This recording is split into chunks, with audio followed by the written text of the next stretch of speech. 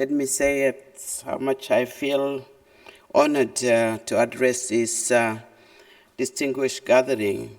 And I'm here today to talk about why I and the organization I founded 20 years ago, Femmes Africa Solidarité, we are committed to empowering women in our continent, Africa, and generating a critical mass of educated men and women who can champion the women peace and security agenda in Africa.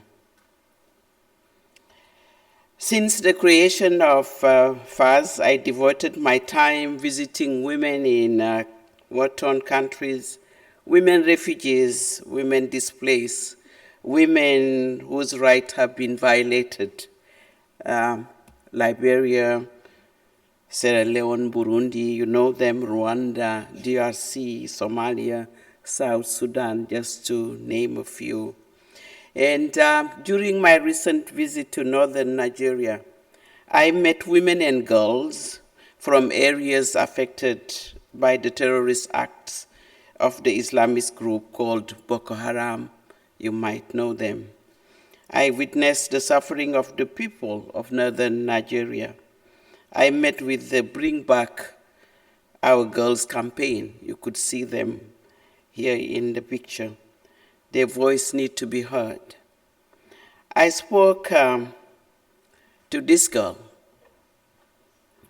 This girl is one of the more than 200 girls that have been abducted by Boko Haram. She escaped.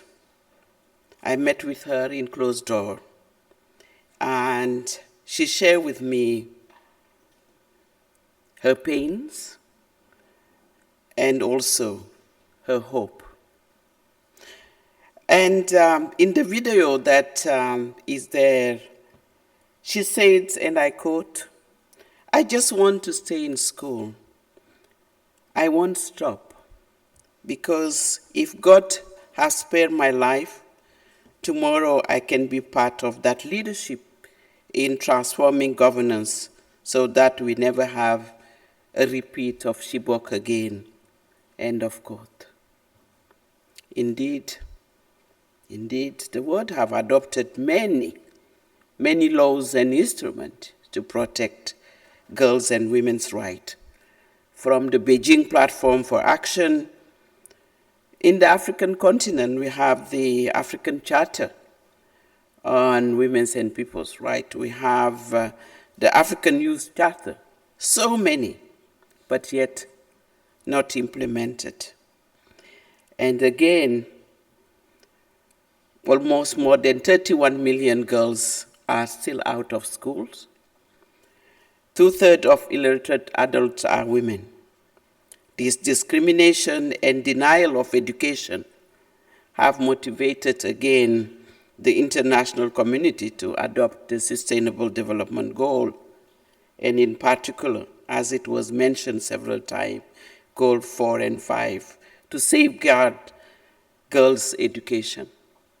In Africa, the leaders went further, and we adopt Agenda 2063. It's the Africa we want.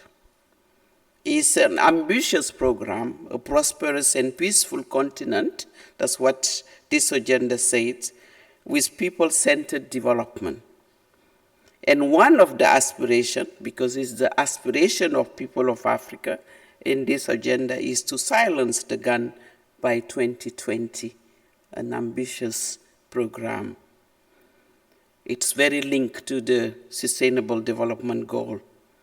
But Africa will not achieve the necessary transformation for a peaceful society if we do not generate a critical mass of young women and men, well-educated, with the necessary skills, capable of solving conflict without taking guns, a critical mass of peace builders engaged in our institutions, a critical mass of young men and women inspired enough to become champions for the women's empowerment agenda, to become agents of change in their community, to serve at the gender length in their respective institutional setting.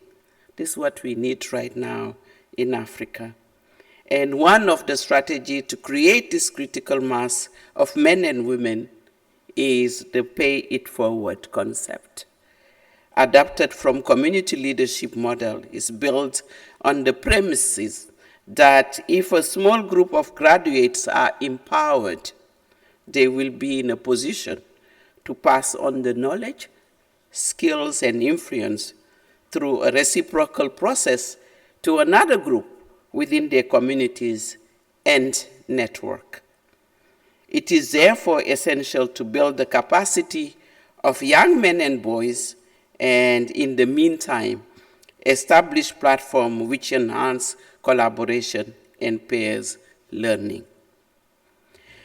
My experience working in conflict zone motivated me to establish the Pan-African Center for Gender, Peace, and Development with the vision to contribute to building sustainable peace in Africa through the gender lens. The center equips women in communities and professionals with the skills and knowledge to prevent violent conflict, to contribute meaningfully to mediation and peace-building efforts.